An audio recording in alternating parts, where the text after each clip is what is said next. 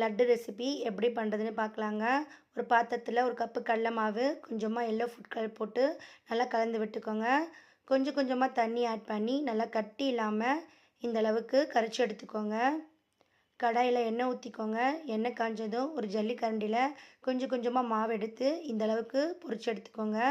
நல்லா சாஃப்டாக பொரிச்சு எடுக்கணுங்க. ரொம்ப ரஃப்பாக பொரிச்சு எடுக்கக்கூடாது. இந்த அளவுக்கு பொரிச்சு எடுத்துக்கோங்க.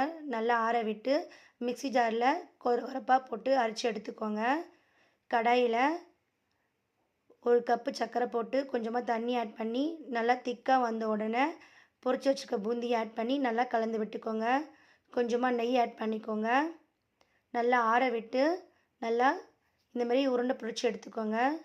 நம்ம சூப்பரான விநாயகருக்கு பிடிச்ச லட்டு ரெடி ஆகிடுச்சிங்க. நீங்களும் வீட்டில் ட்ரை பண்ணி பார்த்துட்டு எப்படி இருக்குன்னு கமெண்ட்ஸில் சொல்லுங்கள். லைக் பண்ணுங்கள், ஷேர் பண்ணுங்கள், மறக்காமல் சப்ஸ்கிரைப் பண்ணுங்கள். தேங்க்யூ.